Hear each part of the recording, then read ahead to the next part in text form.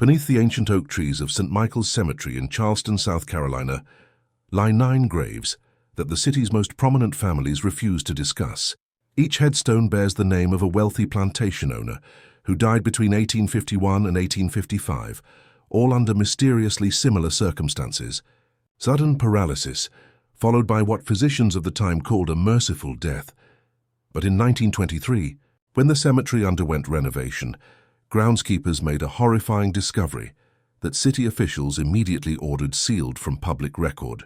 Inside each of those 9 coffins, the wooden lids bore deep scratch marks from fingernails, and the bodies lay in positions suggesting desperate struggles. What the authorities found next would haunt Charleston's elite for generations.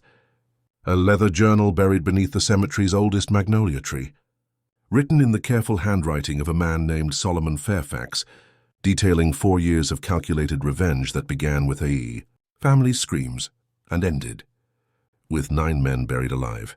Before we continue with the story of Solomon Fairfax and the dark secret that transformed a gentle healer into Charleston's most methodical killer, we need you to be part of our community of truth seekers.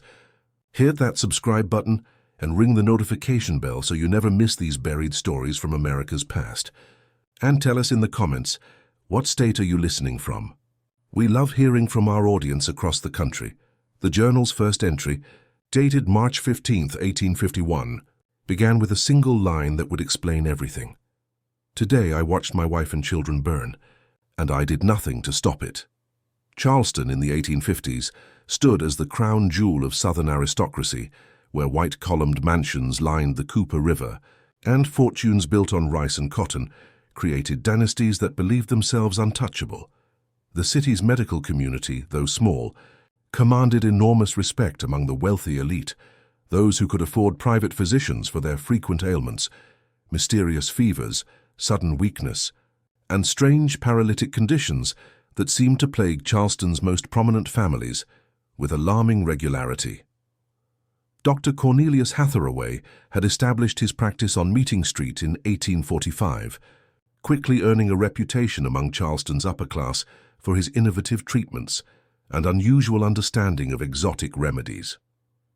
His success stemmed partly from his exceptional assistant, a slave named Solomon Fairfax, who possessed an almost supernatural knowledge of medicinal plants and chemical compounds. Solomon had been purchased specifically for Dr. Hathaway's practice after demonstrating remarkable skills in botanical medicine, skills passed down through generations of his family. Healers who had served on plantations throughout the Carolina Low Country, he was not the typical field slave that populated Charleston's estates. Tall, intelligent, with observant eyes that seemed to catalogue every detail of his surroundings. He had been educated alongside the children of his previous master, learning to read and write before such education was forbidden. His knowledge of Latin medical terms impressed even Dr. Hathaway, who relied heavily on Solomon's precision in preparing compounds and assisting with delicate procedures. Wealthy patients who visited Hathaway's practice grew comfortable with Solomon's presence. Many even requested him specifically, praising his gentle bedside manner and intuitive grasp of their ailments.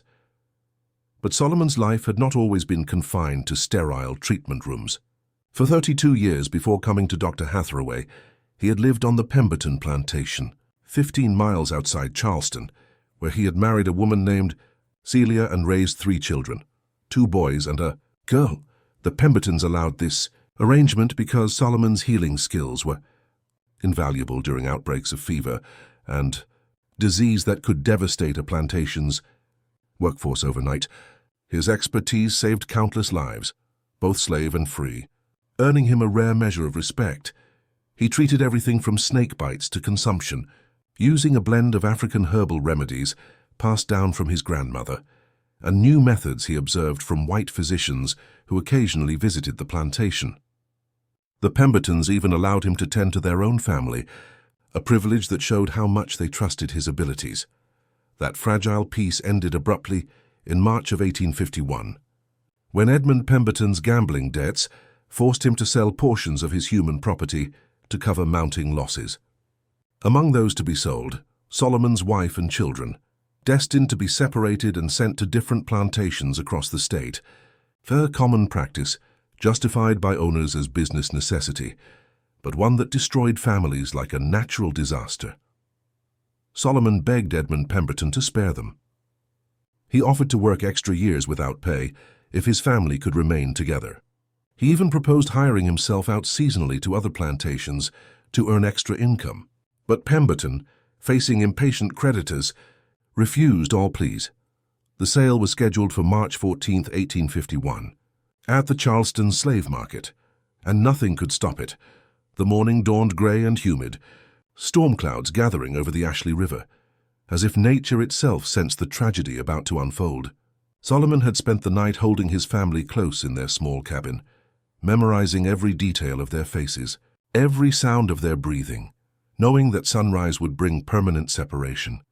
Celia, his wife of 15 years, stayed strong for their children, 8-year-old Marcus, 6-year-old Samuel, and little Grace, just 4. Marcus shared Solomon's intelligence and curiosity. Samuel had his father's gentle nature and love for plants, often helping him gather herbs in the woods. Grace clung to her mother, sensing something terrible she could not fully understand. When the slave traders arrived, Solomon watched helplessly as his family was loaded into a wagon with 6 other families, all torn apart by Edmund Pemberton's financial ruin. Children cried. Parents promised they would find each other again someday, promises made only to ease unbearable pain. Halfway to Charleston, the wagon struck a deep rut in the rain-soaked road. It lurched violently and Celia fell.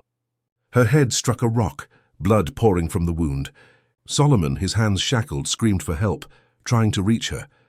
The traders, fearing delay, declared her a loss and ordered the wagon to move on. Solomon's cries echoed down the road as his wife lay dying behind them. At the Charleston market, his children were sold separately. Marcus went to a rice planter in Georgetown, doomed to dangerous work in alligator-infested swamps.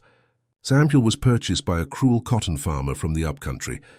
Grace, too young for the fields, was sold to a family in Savannah as a house servant, disappearing forever into the web of southern bondage.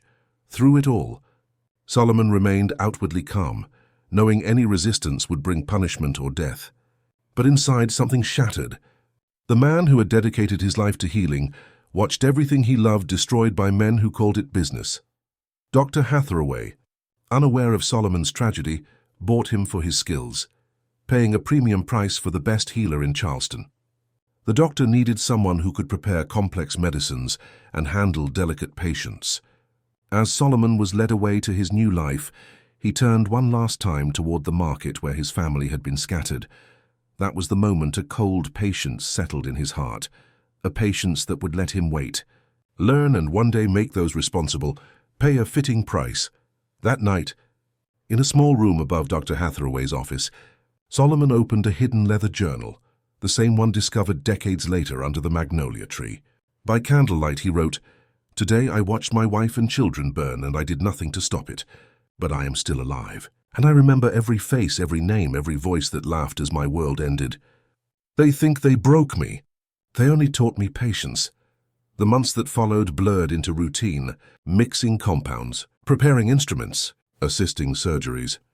But beneath the calm surface, Solomon was studying something far more dangerous, the habits and weaknesses of Charleston's elite. Dr. Hathaway, aging and arthritic, came to depend on him completely. And soon Solomon was trusted to treat certain patients alone. Among those patients were men whose wealth came from the trade that had destroyed his family. 9 of them, each had attended the auction or financed it. Each had profited from human suffering. And Solomon began to write their names in his journal. The months following Solomon's arrival at Dr. Hathaway's practice passed in a blur of routine medical procedures and careful observation. He performed his duties with quiet precision, mixing compounds, cleaning instruments, preparing treatment rooms, and assisting with patient care. But beneath that mask of obedience, Solomon was conducting a different kind of study. He was learning the intimate details of Charleston's medical world and of the wealthy families who formed Dr. Hathaway's clientele. Dr. Hathaway, a widower in his 50s with no children, had come to rely heavily on his assistant's abilities. Arthritis made his own hands unsteady, and Solomon's calm precision had become essential to the practice. The doctor often trusted Solomon to meet with patients alone, especially those with chronic conditions that required frequent treatment. Charleston's wealthy elite, accustomed to comfort and privilege, began to request Solomon specifically. They spoke of his gentle touch, his quiet understanding, and his almost supernatural intuition for their ailments. They smiled when he entered, never realizing that behind his soft voice and careful manner lived a mind burning with grief and calculation. During those long months, Solomon studied the men who had bought and sold human lives. He listened closely to their conversations as they waited in the examination rooms. Discussions of business, of plantation profits, of auctions and debts. He learned their habits, their families, their weaknesses, and one by one, he identified 9 men whose actions had destroyed his family. Some had stood at the auction block, bidding on children as if they were livestock. Others had financed the traders who separated families for higher profit. A few had purchased the slaves taken from that very sale, including his own children. He recorded their names carefully in his journal, along with notes about their medical conditions, habits, and treatment schedules. His handwriting was neat and deliberate, more like that of a physician than a servant. Each entry read like a case study. But these were not patients. They were future corpses. In early 1852, Solomon began what he called his education in advanced chemistry. Dr. Hathaway's private library contained dozens of medical texts, heavy leather-bound, volumes describing compounds and treatments from Europe, Asia, and South America. Late at night, after the doctor had gone to bed, Solomon studied these books by candlelight. He learned of herbs and minerals that could numb the body, slow the pulse, or mimic death itself. He memorized the effects of belladonna, aconite, arsenic, and rare Amazonian vines, whose toxins could paralyze every muscle while leaving the victim's mind completely awake. Among the doctor's acquaintances was Professor Nathaniel Crenshaw, a botanist at the College of Charleston. Crenshaw maintained a greenhouse filled with exotic plants imported from around the world. To most it was a place of beauty and science. To Solomon it became the birthplace of revenge. Through polite curiosity and quiet charm, he gained the professor's trust. He asked questions about the specimens, volunteered to help with pruning and watering, and soon earned permission to visit the greenhouse freely. The professor was delighted by Solomon's interest, never realizing he was nurturing a weapon. After months of secret study, Solomon found what he had been searching for. A plant native to the Amazon basin, a vine whose milky sap contained a compound capable of inducing total paralysis while preserving full consciousness. When carefully refined, it left the victim appearing dead, their breathing and heartbeat imperceptible. To a physician of the 1850s, it would look like a peaceful death. But in truth, the victim remained fully aware, trapped inside their own body for hours before dying of suffocation. Solomon cultivated a small cutting of the vine in the shed behind Dr. Hathaway's practice, hidden among harmless herbs used in the doctor's medicines. He extracted the toxin drop by drop, testing it on small animals, mice, frogs, and stray cats, recording every reaction in his journal. Too much, and the victim died instantly. Too little, and the paralysis faded within minutes. But the perfect dose brought silence, stillness, and awareness, the illusion of death. The process was slow and dangerous. More than once, Solomon inhaled traces of the toxin and collapsed in numbness, unable to move for several minutes. He recovered each time, but the sensation terrified and fascinated him. He now knew exactly what his victims would feel, that helplessness, that frozen scream behind motionless lips. He told himself this knowledge was necessary. He was a healer learning the anatomy of pain, a man who would teach others what terror truly meant. By late 1852, Solomon had chosen his first target, Colonel Reginald Fitzpatrick, a wealthy rice planter. Fitzpatrick had not only attended the auction where Solomon's family was sold, he had mocked the crying children, laughing about their breeding potential. The colonel suffered from chronic gout and weak heart. Every month he visited Dr. Hathaway's office for treatment, usually supervised by Solomon. He trusted the healer completely. That trust would be his undoing. Solomon prepared for weeks, refining the dosage again and again until he was certain of the results. He wrote in his journal, "The time approaches. I must be calm. The medicine that once healed will now bring justice. The hand that once comforted will now deliver truth. December 15, 1852. Colonel Fitzpatrick arrived for his usual appointment. Complaining of pain in his foot and swelling in his joints, Dr. Hathaway, occupied with another patient, instructed Solomon to administer the colonel's treatment as usual. The doctor trusted him completely. In the small examination room, Solomon mixed the familiar tonic, but this time he added 3 measured drops of his clear, odorless compound. His hand was steady, his face calm. To any observer, it was simply another day's work. Fitzpatrick drank the tonic without hesitation. Within minutes, his complaints softened. He spoke idly of his plantation, of the season's profits, of the good fortune he expected from next year's harvest. Then his words began to falter. He rubbed his temples, frowning. A heaviness spread through his limbs. Solomon leaned close and spoke softly. "Colonel Fitzpatrick," he said, "I want you to remember a day, March 14th, 1851, the Charleston slave market. You laughed that day, didn't you? When my children cried." Fitzpatrick's eyes widened. Recognition flickered on, then fear. He tried to rise, to shout, but his body no longer obeyed him. Solomon's voice remained gentle. "You are not dying yet, Colonel. The medicine I gave you has paralyzed your body, but your mind remains awake. You can hear me. You can feel everything." Fitzpatrick's breathing slowed. His eyes rolled in panic. "In 1 hour," Solomon continued, "Dr. Hathaway will come. He will pronounce you dead of heart failure. Tomorrow you will be buried in St. Michael's Cemetery." He paused, his tone turning cold.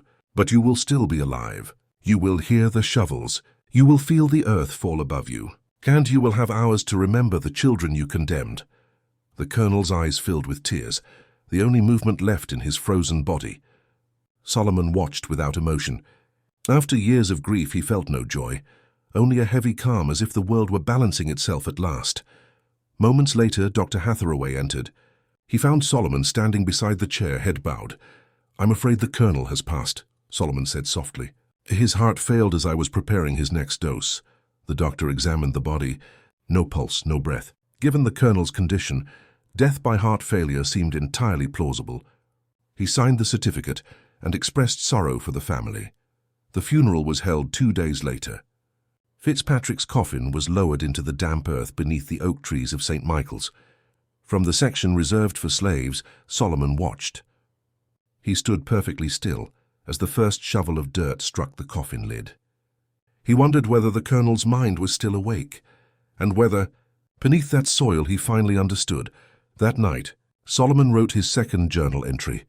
"Colonel Fitzpatrick has paid for his crimes. 8 remain. Justice is patient. Justice is certain." Weeks passed.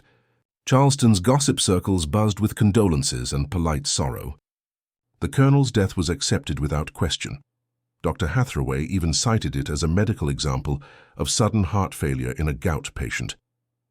No one suspected anything unusual. Solomon's plan had worked perfectly. He had committed the perfect murder, yet peace did not follow. For many nights he could not sleep, not from guilt, but from imagining the colonel's experience. The darkness, the sound of the shovel, the slow suffocation in the earth. He told himself it was justice. Still, he felt the echo of every heartbeat he had silenced. But his mission was not complete. There were 8 more names in his journal, and time was on his side. Early in 1853, Solomon began preparing for his next act of vengeance. His next target, Judge Marcus Calverton, the man who had once ruled that separating slave families was an economic necessity. The judge suffered from severe migraines that grew worse each year. He visited Dr. Hathaway frequently, seeking relief through herbal tonics and leeches. To Solomon, the pattern was perfect. If the judge died suddenly during one of these attacks, no one would question it. He planned the dosage carefully, adjusting for the judge's age and weight. But fate intervened. In March of 1853, Dr. Hathaway announced his intention to hire a new junior partner, a young physician from Philadelphia named Dr. Timothy Henderson. Henderson had studied under modern doctors who practiced new methods of forensic medicine. He knew how to test for poisons, how to examine strange symptoms. His arrival would mean more eyes watching Solomon's every move. If Solomon wanted to complete his mission, he would have to move quickly and accept greater risk. He wrote in his journal, "The window is closing. Soon there will be another doctor, trained in detection. I must finish before his arrival. Speed will replace patience. The decision cost him dearly." In his haste, Solomon made his first serious mistake. On April 9, 1853, Judge Calverton entered the practice complaining of blinding pain. Solomon prepared his medicine, as always, and quietly added the toxin. But his measurements were rushed, a fraction too much. Within minutes, the paralysis struck more violently than expected. The judge's face contorted, his breathing froze, and his eyes locked in terror. Even Dr. Hathaway noticed something strange. "Odd," he murmured, examining the stiffening body. "The muscles are unusually rigid. And look at the eyes. There's a desperate expression I cannot explain." For several tense minutes, Solomon feared discovery. But the doctor, though skilled, lacked the modern knowledge to recognize what he was seeing. After a thorough inspection, he concluded, "A severe stroke." The poor man must have suffered terribly in his final moments. He was right, though he would never know how right. Judge Calverton, fully conscious inside his frozen body, was prepared for burial later that day. Solomon attended the funeral silently. The coffin was placed just 3 rows away from Colonel Fitzpatrick's. 2 graves now lay beneath the ancient oaks, both men appearing peaceful in death. And yet beneath those lids, scratches would soon mark the struggle for air. As the mourners dispersed, Solomon noticed a man standing apart from the crowd. A thin young journalist, taking notes in a small leather book. His name was Thomas Grimby, reporter for the Charleston Mercury. Grimby had begun investigating what he called the prominent deaths phenomenon, a troubling pattern of sudden fatalities among Charleston's elite. He found it suspicious that so many powerful men had died of similar ailments in such a short time. He suspected a story. Solomon felt the first chill of danger. He wrote that night, "Two have fallen, but whispers have begun. The pen may be as dangerous as the gallows. I must act faster. Justice cannot wait for suspicion to grow." And so, with patience abandoned and the city beginning to whisper, the healer-turned-killer prepared for his third and most daring act of vengeance. The acceleration of Solomon's plan meant danger was closing in. 2 powerful men were already dead, and whispers began spreading through Charleston's elite. Wealthy families spoke in hushed tones about strange illnesses that seemed to claim only the city's most respected gentlemen. But to Solomon, this was no illness. It was justice, delivered drop by drop. Still, the pressure to act quickly weighed heavily on him. Dr. Hathaway's new partner, Dr. Timothy Henderson, would soon arrive from Philadelphia. Once he joined the practice, every mixture Solomon prepared, every vial he handled, would be observed and recorded. His freedom to act was vanishing. To finish what he had begun, Solomon would have to move faster and take greater risks. That urgency would soon lead him into the most dangerous night of his life. His third target was Captain William Dandridge, a shipowner and merchant who had transported slaves from Charleston to markets across the South. He was a man of wealth and arrogance, one who spoke openly of his success in moving human cargo efficiently. To Solomon, Dandridge represented everything that had destroyed his family. Unlike the colonel or the judge, Captain Dandridge rarely needed medical treatment. He was strong and healthy, a man of the sea. That made him difficult to reach through the usual methods. But Solomon was patient, and he had allies. Among Charleston's enslaved community, information traveled faster than whispers on the wind. House servants, stable hands, kitchen cooks, all shared what they overheard. Through that invisible network, Solomon learned that Captain Dandridge would host an elaborate dinner party on May 20th, 1853, at his grand home on East Bay Street. The guest list included 12 of Charleston's most influential shipping merchants, men whose fortunes came not just from cotton, but from flesh. Solomon realized this gathering could serve 2 purposes: to eliminate his next target and to study the others who might follow. Through his connections, Solomon reached out to Martha, an elderly enslaved woman who managed kitchen staff for Charleston's wealthiest families. Martha, unaware of his true purpose, agreed to let him assist her that night. Several of her regular servants had fallen ill, and Solomon's reputation as a precise, clean, and quiet worker made him an easy choice. That evening, The Dandridge mansion blazed with lamplight. Crystal chandeliers glittered. Silver reflected the flickering glow of candles. The air smelled of wine, tobacco, and roasted meat. In the dining room, laughter rolled like thunder. Charleston's maritime elite drank and toasted to their prosperous trade, never once thinking of the broken lives that fueled it. From the kitchen doorway, Solomon watched and listened. Every word of their casual cruelty burned into his memory. Captain Dandridge, his voice booming over the table, spoke of discipline at sea and the art of managing cargo. He described methods for preventing rebellion on ships, ways to chain bodies tightly but keep them breathing, and tricks for keeping slaves alive just long enough to be sold. The other men nodded approvingly, raising glasses to efficiency and profit. To Solomon, their laughter sounded like the screams of his wife and children. He kept his composure, moving silently among them, pouring wine and clearing plates.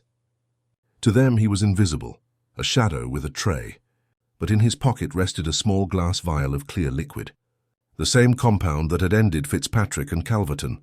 The final course of the evening was a brandy-soaked cake, the captain's favorite. Each slice was to be prepared individually. Working in the kitchen, Solomon added a few drops of his paralytic extract to the captain's portion, mixing it carefully into the syrup glaze. No taste, no scent, no warning. When the dessert was served, Dandridge complimented the flavor immediately. He laughed, raised his fork, and said to the room, "If only our sailors could eat like this, the voyages would be shorter." The men roared with laughter. Minutes later, his voice began to slur. At first, no one noticed. They were deep in conversation about shipping routes and market prices. But soon Dandridge placed a trembling hand on the table. "Too warm in here," he muttered. "Need air?" He rose unsteadily, pushing back his chair, and staggered toward his study. Solomon followed at a distance, moving quietly through the shadows. The captain collapsed into his leather chair. His breath grew shallow. His fingers twitched. Then stillness. Solomon stepped forward, speaking softly, almost kindly. "You once chained men and women below decks to die in the dock," he whispered. "Tonight you will learn what that darkness feels like." Dandridge's eyes darted wildly, the only part of him still alive. Solomon watched until the paralysis was complete, then slipped out through the side door. The plan had worked. The captain would soon be found dead, another mysterious loss among Charleston's elite. But fate intervened again. Barely 20 minutes later, shouts echoed through the mansion.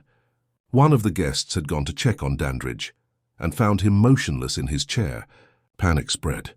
"Fetch a doctor," someone cried. "Get Dr. Pettigrew." Dr. Samuel Pettigrew, one of the dinner guests, rushed into the study. He bent over the captain's body, checked his pulse, examined his eyes, and frowned deeply. "This is most peculiar," he said.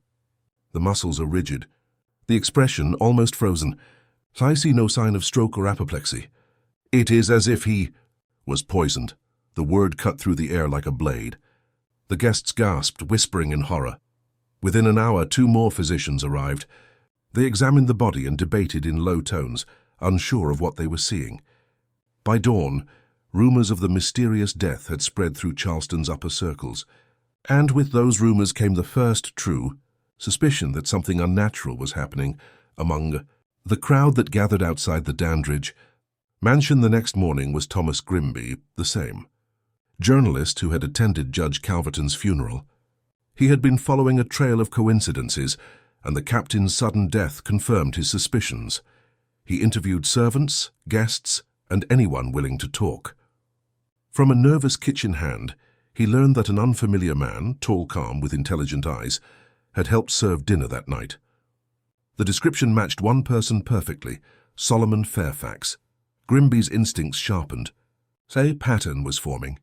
Every victim, Fitzpatrick, Calverton, and now Dandridge, had been connected to Charleston's slave trade. All had died suddenly without clear medical explanation. And one name appeared in the background of each story, the quiet assistant to Dr. Hathaway. The journalist began collecting every public death notice, every medical record he could access. He created a list, 9 names, and he waited to see who would be next.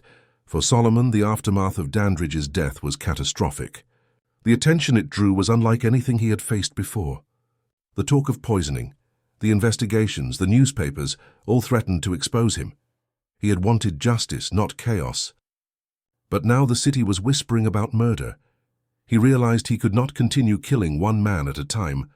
The investigation was growing, and soon Dr. Henderson would join the practice, bringing with him a modern understanding of toxicology. If Solomon wanted to complete his mission, he would have to finish it all at once. A single, final act that would claim the remaining 6 men in one night. He wrote in his journal, "The noose tightens. The pen moves faster than the shovel. I must end this before the new doctor arrives. Justice must come swiftly, and even if it cost me my life." Through his network of informants, Solomon learned that 6 of Charleston's most powerful traders were planning a private meeting on June 15, 1853. They would gather at the offices of Henderson and Associates, a shipping firm involved in expanding the city's slave trade. The meeting would take place at night after business hours to discuss profits and new routes. It was the perfect setting. 1 building, 6 men. Closed doors. Solomon's mind began to work. He would not poison their food or their drink. This time he would poison the very air they breathed. The Henderson building used a central gas lighting system, an innovation for its time. Pipes ran through the walls, feeding lamps in each office. Solomon realized that by injecting his toxin directly into the main gas line, he could fill the room with a deadly vapor once the lamps were lit. Within minutes, the men would be paralyzed, alive, aware, but helpless. For 2 weeks, Solomon prepared the concentrated compound in the shed behind Dr. Hathaway's office. He refined it until a single drop could render a man motionless in seconds. He worked at night, his hands steady, his heart cold. He no longer prayed for forgiveness. He prayed for precision. By the evening of June 15th, the plan was ready. He waited in the alley behind the Henderson building as the sun sank below the horizon. At exactly 8 o'clock, the lamps inside flickered to life. Light filled the windows. The meeting had begun. Solomon waited. 5 minutes, 10:30, then silence. He entered through the rear door using a duplicate key obtained through bribery and patience. The smell inside was faintly sweet, almost floral, the residue of the toxin. In the conference room, 6 men sat around a polished mahogany table. Their bodies were frozen in the positions they had held moments before, a hand half raised, a pen dropped mid-sentence. Only their eyes moved, wide with terror, tracking Solomon as he stepped into the light. He spoke to them quietly, his voice calm, almost professional. "You know me," he said. "You have seen me in your homes, in your offices, in your doctor's rooms. You never looked at me. You never saw the man who mixed your medicine." He moved from chair to chair, meeting each man's gaze. "You are not dead, not yet. You will appear dead soon enough. Your friends will bury you beside the others. And while the dirt falls above your heads, you will know what it means to be powerless." The men's eyes rolled in horror. Their lips trembled, but no sound came. The sight filled Solomon with a cold satisfaction, not joy, not anger, but the completion of a terrible symmetry. Justice had finally taken shape, but as he prepared to leave, he heard a sound, footsteps in the corridor. Someone was inside the building. The door creaked open. A lantern beam cut across the floor, and standing there was Thomas Grimby, the journalist. He froze at the sight before him, 6 motionless men around a table, and a single figure standing among them, calm and silent. Grimby's voice was low, trembling. "So it's true," he said. "Someone has been murdering Charleston's elite. And it's you." Solomon did not deny it. "They destroyed my family," he said softly. "They sold my children. They left my wife to die in the road. I learned from them what justice means." Grimby stared at him, torn between horror and understanding. The journalist had grown up in Charleston's culture. He knew the brutality of the slave system. Part of him saw Solomon not as a monster, but as a man who had been forced beyond endurance. "They're still alive, aren't they?" Grimby whispered, glancing at the frozen men. "That's why their eyes move," Solomon nodded. "They will remain awake for hours, long enough to remember every life they destroyed." Footsteps sounded again, louder this time. Voices from the front of the building. Other merchants arriving, or perhaps city constables responding to suspicion. Grimby looked toward the door, then back at Solomon. "You can still escape," he said quickly. "There's a back stairway. I can delay them, give you time to run." But Solomon shook his head. "I'm not running," he said quietly. "Justice is complete. Let them come." He looked at the frozen faces one last time. Maybe when this story is told, he said, people will understand that even the patient man has limits. Moments later, Charleston's constables burst into the room. Lanterns flooded the space with light. They found 6 of the city's most prominent men seated like statues, and one calm, silent slave standing among them. Solomon did not resist. He simply said, "I am ready." When the constables burst into the conference room of Henderson and Associates, the scene they discovered defied understanding. 6 of Charleston's wealthiest men sat frozen around a mahogany table, their bodies upright, their faces twisted in expressions of silent terror. Their eyes moved. They were alive, and standing calmly beside them was a tall, dark-skinned man, dressed neatly in a workman's coat, his hands folded before him. He made no attempt to flee. He simply said, "My name is Solomon Fairfax. I did this. And now you will understand why," the officers shouted, weapons drawn. But Solomon remained motionless. He offered no resistance as they bound his wrists and led him away. Behind him, the 6 men remained staring into the darkness, still trapped inside their own paralyzed bodies. Within hours, Charleston was buzzing with disbelief. A slave, a mere servant, had confessed to murdering some of the most powerful citizens in the city. The very idea shattered the illusion of order that the white aristocracy had built their lives upon. At police headquarters, Solomon's calmness unsettled his captors. He spoke clearly, politely, with no trace of fear. When asked if he understood the gravity of his crimes, he nodded. "Yes," he said, 9 men destroyed my family. I have destroyed 9 lives in return." The constable in charge, Captain Richard Mallory, demanded an explanation. "How could you, a slave, know such things? How could you poison them without anyone noticing?" Solomon's reply was simple. "I learned from you," he said. "From your doctors, your teachers, your science. You taught me how to heal, and I used that knowledge to make justice." He described his methods in precise detail, the compound, the dosages, the symptoms.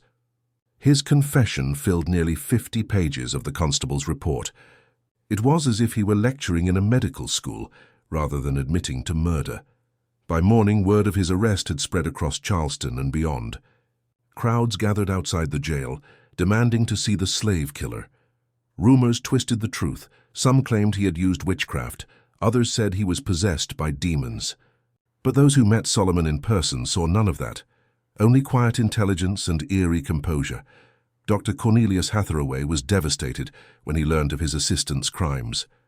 He visited Solomon in his cell, his face pale, hands trembling.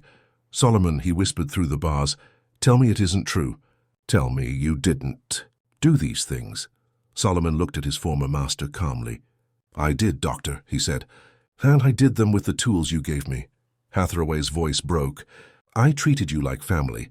I taught you everything I knew, and I learned," Solomon replied softly. "That was your mistake." Tears filled the old man's eyes. He turned away, whispering, "God have mercy on your soul." Solomon watched him leave, then wrote in his journal that night, "He wept for his patients, not for my children. The world still does not understand what justice means." Charleston's city officials knew that this case could not be handled quietly. The victims were men of influence, planters, judges, merchants, pillars of society. The trial of Solomon Fairfax would be the most public event the city had ever seen. Within a week, a special court was convened. District Attorney Charles Rutledge led the prosecution. The court appointed a reluctant young lawyer named Benjamin Crawford to serve as Solomon's defense. From the beginning, it was clear that Crawford faced an impossible task. His client had confessed completely, even provided physical evidence of his crimes, notes, journals, and the remaining vials of poison found in Dr. Hathaway's shed. There was no doubt of guilt. The question was moral, not legal. Was Solomon Fairfax a murderer, or a man driven to justice by unbearable cruelty? The trial opened on September 1st, 1853, in Charleston's main courthouse. Hundreds crowded inside, planters in fine coats, merchants' wives clutching fans, slaves forced to stand at the back, watching silently. Every seat was filled. Newspapers from Savannah, Richmond, and even New York sent reporters to cover the proceedings. The prosecutor, Rutledge, stood tall and confident. He addressed the jury with righteous certainty. "Gentlemen," he said, "this man before you has violated every law of God and man. He has confessed to murdering 9 citizens, men of honor, men of standing. If we allow such vengeance to go unpunished, what will become of our society? We must show that Charleston remains governed by law, not by the madness of slaves. His words brought murmurs of approval from the crowd. Then Benjamin Crawford rose for the defense. He was young, nervous, his voice trembling at first. But as he spoke, something changed in his tone. A quiet conviction, a recognition of the truth behind Solomon's acts. "I will not deny my client's actions," he began. "Solomon Fairfax admits them freely. But I ask this court to look deeper. 9 men died, yes, but before that, 1 family was destroyed. A wife was left bleeding in the road. 3 children were sold like livestock. And the law, this very law, he called it proper business." The courtroom fell silent. Crawford continued, "Tell me, gentlemen, what would you do if such a thing happened to you? If your wife were left to die, your children scattered forever, and the men responsible dined in luxury, while you were forced to serve them tea? Would you still believe in justice, or would you too create your own?" The judge struck his gavel for order, but the words had already struck their target. Even among Charleston's proud elite, a flicker of unease passed through the crowd. The prosecution called its witnesses, physicians, constables, and survivors. For yes, some of Solomon's victims were still alive. Among them was Colonel Harrison Vance, one of the 6 men paralyzed in the Henderson and Associates meeting. He walked to the stand, trembling, his voice hoarse. "I could hear everything," he said. "I could feel my heart beating, feel the tears on my wife's face as she thought I was gone. I wanted to scream, to move, to tell her I was alive, but I couldn't. It was like being buried inside my own body." The courtroom gasped. Vance swallowed hard, then looked directly at Solomon. "If your purpose was to show me terror, sir, you succeeded. I will never forget it." Solomon listened quietly, his expression unchanged. Another survivor, Mr. Gideon Pratt, described similar horrors. The feeling of suffocating while doctors declared him dead, the helpless panic as preparations for burial began. Their testimonies horrified the audience and fascinated the medical experts who attended the trial. Dr. Hathaway was next. He took the stand reluctantly, his hands shaking. He described Solomon's intelligence, his skill, his loyalty, and then the betrayal. "He was the finest assistant I ever had," the doctor said sadly. "He possessed knowledge few white men could match, but he turned that gift into something monstrous. I never dreamed he would use medicine to destroy life instead of saving it." The prosecutor asked sharply, "Doctor, do you believe the accused was of sound mind?" Hathaway hesitated. "Yes," he said softly.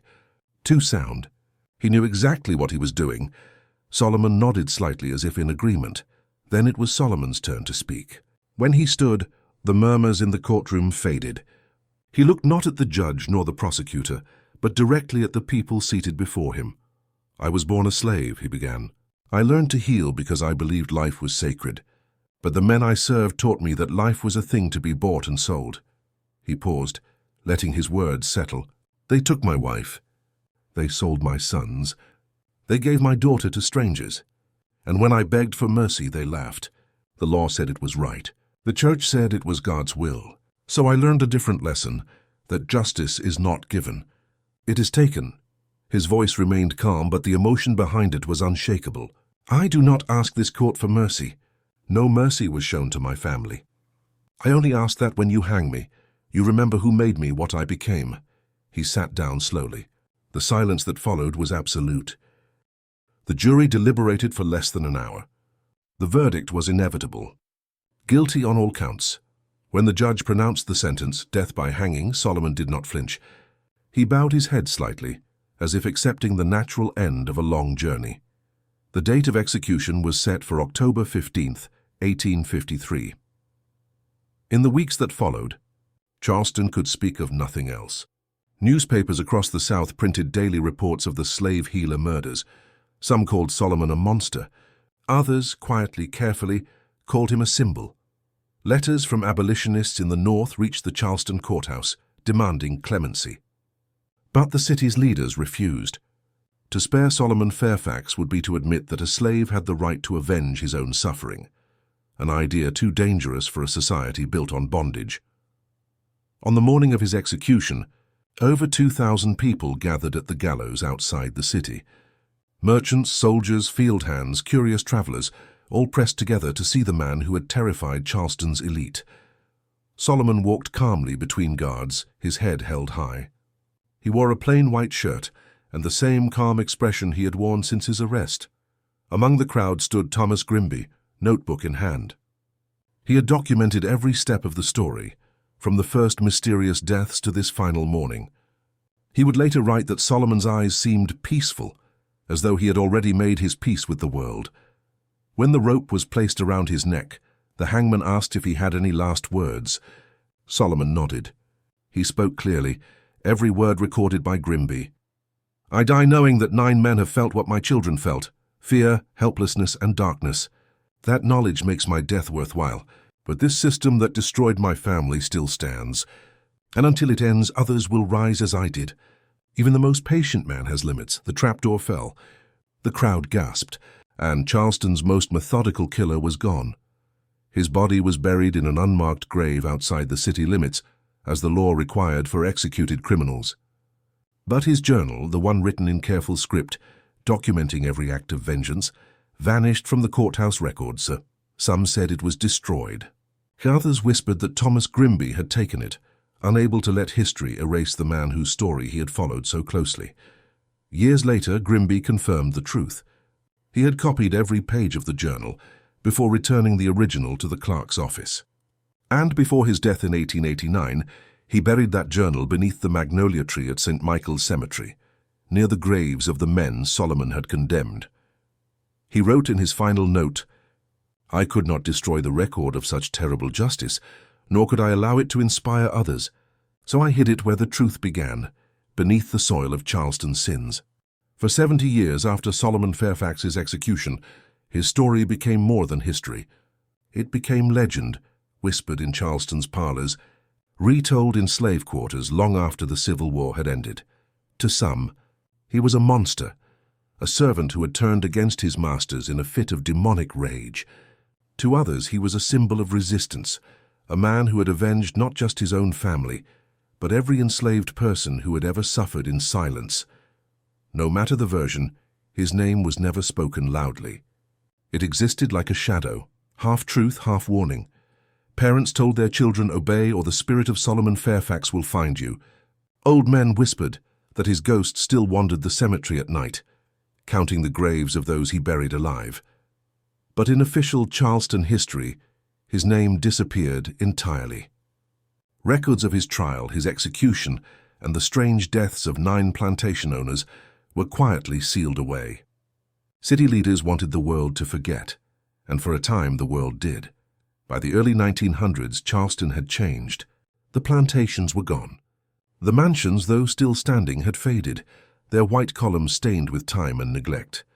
Tourists came to see the city's old beauty, not its buried sins. St. Michael's Cemetery, where the story had begun, had also grown silent. The graves were covered in moss, the marble inscriptions worn thin by decades of rain. Few remembered who lay beneath the ground until the summer of 1923. That year, the City Council approved a renovation of the cemetery, a project meant to restore its oldest sections and repair crumbling tombs. Work crews arrived with shovels and hammers, clearing vines and resetting stones. Among them was Edward Langley, a foreman from Savannah, a practical man, uninterested in Charleston's ghost stories. But what his team uncovered that summer would turn myth back into history. It began with a simple mistake. A worker repairing a cracked headstone near the cemetery's oldest magnolia tree struck something hard beneath the soil. Not stone, but metal. Curious, the men cleared the dirt, expecting perhaps a coffin hinge or old debris. What they found instead was a small leather-bound journal, perfectly preserved despite the decades underground. The initials SF were burned into the cover. Langley, puzzled, opened it carefully. The pages inside were filled with neat handwriting, old-fashioned ink, still dark and legible. The first line read, "Today I watched my wife and children burn, and I did nothing to stop it." Langley felt a chill crawl down his neck. He turned a few more pages, then slammed the book shut. He had seen enough. The writing described poison, paralysis, burial alive. It was no ghost story. It was a confession. City officials were summoned immediately. Within hours, the cemetery was swarming with police, historians, and curious reporters. The name Solomon Fairfax appeared again, written across the journal's final page. As word spread, so did fear. Some believed the find would curse the city. Others feared something worse, that the journal might expose truths their families had spent generations burying. The mayor ordered the area sealed off. The journal was taken to City Hall for examination. But what happened next ensured that Charleston's darkest secret would stay hidden for decades more. While cataloguing nearby graves, workers opened one of the 9 headstones mentioned in the journal. The grave of Colonel Reginald Fitzpatrick, the first man Solomon had killed. Inside, they found exactly what Solomon had described in his writing. The wooden coffin lid was scarred with deep fingernail marks, carved desperately into the grain.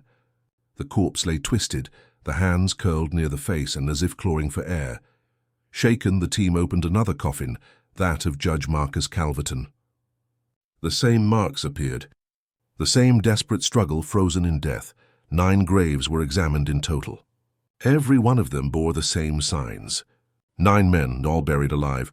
The evidence was undeniable. The story of Solomon Fairfax was real. The discovery sent shockwaves through Charleston. Newspapers briefly reported the findings before the mayor's office intervened, citing public sensitivity. Within a week, all articles mentioning the graves were withdrawn. City officials sealed the records, declaring the information classified historical material.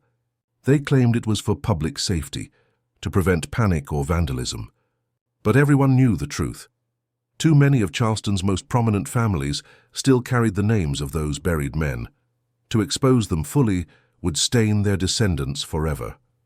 And so, once again, Solomon's story was buried. Yet the journal could not be silenced completely. Before it disappeared into city archives, one man was allowed to examine it, Thomas Grimby, the same journalist who had covered Solomon's trial 70 years earlier. He was long dead by 1923, but his descendants still held his papers. Among them, archivists found a note written in 1889, just before Grimby's death. It read, "I buried the original journal beneath the magnolia tree at St. Michael's Cemetery. The truth should rest among the men it condemned. I could not destroy it, but I also could not let it fall into the hands of those who would twist it for their own gain." That note explained everything. The journal found by the workers in 1923 was indeed the same one Grimby had hidden. And though the city suppressed the discovery, a few historians made private copies before the records vanished again. Those copies ensured that Solomon's words, and his, truth would not die. Modern historians would later debate what the discovery truly meant. Was Solomon Fairfax a murderer or a freedom fighter ahead of his time? Was he insane, or simply a man pushed past the edge of human endurance? For Charleston's black community, the answer was clear. Quietly, in whispers passed down through families, Solomon became a hero, a figure of tragic brilliance and righteous fury. As man who had used the master's own science to destroy the master's cruelty. In 1935, an anonymous note was left at the gates of St. Michael's Cemetery. It said only, "For Solomon Fairfax, who showed that even a patient man has limits." No one ever claimed authorship. By mid-century, the city had once again paved over its past. Tourists admired the beautiful architecture of Charleston's old streets, unaware that beneath the magnolia trees lay a chapter of history too dangerous to teach. But among scholars, the case of Solomon Fairfax remained legendary, not only for its moral weight, but for its unexpected scientific legacy. Forensic medicine in the United States had quietly evolved because of him. The strange paralysis described in his victims inspired new studies on toxins, leading to early techniques for detecting poisons. Medical journals from the late 1800s even mention the Fairfax compound, though never by name, referring only to a South Carolina case of paralytic mimicry. The fear his crimes generated changed more than medicine. Throughout the South, slave owners and lawmakers began enforcing stricter controls on education for enslaved people. New laws were passed forbidding them from studying medicine, chemistry, or botany, an indirect response to one man's vengeance. Knowledge, the masters realized, could be more dangerous than rebellion. Over the years, fragments of Solomon's story surfaced in unexpected places. A paragraph in an old Charleston Mercury issue, smudged but readable. A letter from a doctor in Savannah referencing the healer of death. A broken headstone near the magnolia tree, marked only with the initials SF. Each clue added weight to the legend. Each whispered tale pulled his ghost closer to the living world. By the 1960s, local storytellers had transformed Solomon Fairfax into a Southern folk figure, a healer turned avenger, haunting the graves of those who betrayed him. Ghost tours mentioned him quietly, though no official guide ever dared to use his name aloud. Still, his presence lingered, in the magnolia's shade, in the scent of the earth, in the echo of wind moving through Spanish moss, and somewhere perhaps beneath those roots, the soil still holds the truth. In a private collection at the Charleston Historical Society, a small locked box rests on a high shelf. Inside are 9 faded photographs taken in 1923, images of the opened graves, the claw marks, and the recovered journal. They are rarely shown. The curator says they are too disturbing for public display. But those who have seen them swear that one image, the photograph of Colonel Fitzpatrick's coffin, shows more than just marks. They claim to see the faint impression of a hand, pressed upward from within. A final gesture from a man who learned too late that the healer he had mocked had become the one thing he could never escape, his own reckoning. By the 1970s, historians began publishing articles that cautiously revisited the Fairfax case. They drew upon Grimby's notes, court transcripts, and local oral histories. Each new account brought Solomon's name back into light, but none dared to judge him. The facts were too terrible, too human, too balanced between righteousness and horror. In time, the city softened. A quiet plaque appeared near St. Michael's Cemetery gate in the late 1980s. It bore no name, only these words: "To those whose stories were silenced by history, may truth find its way through the roots of time." Locals knew who it honored. Today, the magnolia tree still stands in the cemetery. Its branches hang low, shading the grass below. Tourists pass by, taking photographs of the old headstones. Few notice the patch of earth beneath that tree, darker than the rest, slightly uneven. But those who know the story stop for a moment. They look down and they remember, for beneath that soil lies a man who turned knowledge into vengeance, patience into power, and grief into legend. A man who proved that even in the darkest corners of history, the human spirit can refuse to die quietly. Time has a way of burying truth, just as the earth buries the dead. But some stories refuse to stay quiet. They rise again through whispers, through pages rediscovered, through the questions they leave behind. The story of Solomon Fairfax is one of those truths that cannot die. More than a century after his execution, Charleston still struggles with his memory.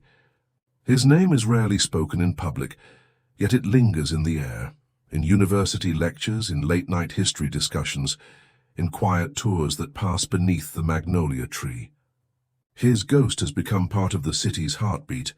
Some call him the healer of death, others are the doctor's shadow. But every name, every retelling carries the same echo. A man who took the tools of healing and turned them against the world that destroyed him. Historians still argue about what Solomon truly was. A murderer? A visionary? A product of his time? Or a man far ahead of it? The records left behind offer no easy answer. The trial transcripts show a calm, articulate man, one who spoke with dignity and reason, not rage.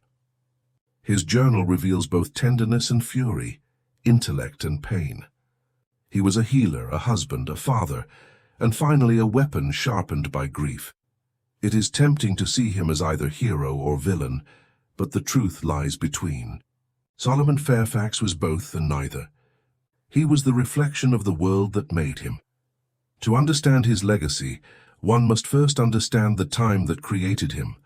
In the Charleston of the 1850s, justice was a privilege reserved for the powerful. Slavery was not only legal, it was moral law defended by church and court alike. A man could lose his entire family to debt or cruelty, and the law would call it business. Within that world, a man like Solomon, educated, intelligent, and enslaved, was an impossibility. His very existence challenged the hierarchy that sustained the South. When he used knowledge, the one thing the masters believed they owned, to exact vengeance, he turned their power against them. And that terrified them more than any rebellion, for Solomon's revenge was not an uprising of many, it was the rebellion of one. A quiet, patient, deliberate revolution, written not in gunfire but in ink and poison. After his death, Southern lawmakers acted swiftly. They restricted slaves' access to education and medical training, fearing another Solomon might rise. Schools that had quietly taught reading or basic science to enslaved children were closed. Books were locked away. Knowledge became contraband. But ideas cannot be chained forever. Whispers of Solomon's intellect and his defiance spread through the black communities of the Low Country. Old healers told young apprentices, "Learn everything you can." They fear knowledge for a reason. For decades, his name became a secret symbol, passed quietly through generations. Not a symbol of murder, but of awakening, of understanding that even the powerless could master the very tools used to oppress them. In the early 1900s, Northern journalists rediscovered the Fairfax story through letters and preserved clippings from the Charleston Mercury. They reprinted the tale as a Southern Gothic tragedy, full of moral reflection and dark beauty. But even those retellings missed the essence of who he was. They painted him as a figure of myth, not a man of flesh and memory. It would take historians nearly another century to see Solomon Fairfax clearly, not as a ghost, but as a man whose suffering revealed the corruption at the core of his world. In modern Charleston, Solomon's shadow stretches across several disciplines: history, medicine, even ethics. Medical historians cite his case as one of the earliest recorded uses of paralytic toxins in America. Forensic scientists trace the development of certain post-mortem detection techniques to studies inspired by his crimes. Philosophers and legal scholars study his trial as a case of moral inversion, where a victim becomes executioner in pursuit of justice denied. And yet his story remains deeply human.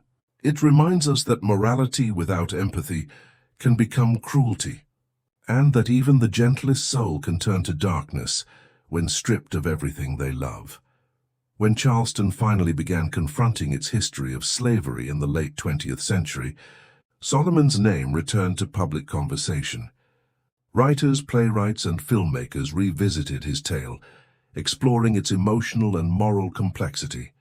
Some portrayed him as a tragic avenger, others as a man driven mad by grief. But all agreed on one thing: Solomon Fairfax forced the South to see what it had long denied, that every act of oppression breeds its own reckoning. In 2003, a small exhibit opened at the Charleston Museum titled "Medicine and Morality in the Antebellum South." Among the displayed artifacts was a single, weathered page, a copy of one of Solomon's journal entries. The handwriting was small and steady, the ink faded, but the words still carried the weight of fire. "They think they have broken me. They have only taught me patience." Visitors who read it often stood in silence afterward. The words spoke not only of vengeance, but of endurance, a quiet defiance that outlived both master and slave. In a sense, Solomon's revenge achieved what no rebellion could. It exposed the fragility of the Southern illusion, the belief that control and cruelty could suppress humanity forever. Through his acts, he revealed that knowledge was the greatest power of all, and that, once learned, it could never be taken away. Charleston's elites had believed that enslaved people were incapable of complex thought. Solomon proved them wrong. He studied, planned, and executed a scheme so precise that even the city's finest doctors were fooled. He became the embodiment of the fear that haunted every slave owner, the fear of intelligence behind the eyes of the oppressed. That fear reshaped the South, not through rebellion, but through realization. Today, scholars studying the Fairfax case often speak of him not as a murderer, but as a philosopher of necessity. He represented the moment when the oppressed stopped pleading for justice and began creating it themselves. However terrible the method, his actions cannot be defended. But they can be understood, and perhaps that is what his story was meant to teach, because beneath every atrocity, every act of cruelty, there lies a point where the human soul bends. and finally breaks. Solomon's life was a study of that breaking point. A man of peace turned into an instrument of retribution, molded by a world that left him no other path. In the quiet evenings of Charleston, when the air grows heavy and the magnolia leaves rustle softly in the wind, locals still tell his story. Some say that if you stand beneath the great magnolia at midnight, you can hear scratching beneath the soil, the echo of nails against wood. Others say that on certain nights, the scent of medicine drifts through the air like herbs burning on a long-forgotten fire. But those who listen closely claim to hear something else. A voice, calm, steady, patient, coming whispering through the trees. Justice is patient. Justice is certain. The story of Solomon Fairfax is not a tale of ghosts. It is the story of what happens when a man's capacity to heal is shattered by a world's refusal to see his humanity. It is a reminder that history is not made only by kings and generals, but by those who suffer, and finally refuse to suffer quietly. Every society has its Solomons. Every age creates its own injustices and its own avengers. And every graveyard, no matter how peaceful, hides a story that was once too dangerous to tell. So when you walk beneath Charleston's ancient trees, remember the man who once stood in their shade, patient, grieving, and waiting. Remember that the past is never truly buried. It waits in the roots. It breathes in the dust. And sometimes it speaks. The story of Solomon Fairfax reminds us, one historian wrote, that justice delayed is not always justice denied. Sometimes it simply takes a different, more terrible form, and so his legacy endures, not as a legend of evil or heroism, but as a mirror held up to history. A mirror that forces us to look, to question, and to ask ourselves what we would become if the world took from us everything we loved. Because in the end, Solomon Fairfax was not the monster Charleston created him to be. He was its reflection,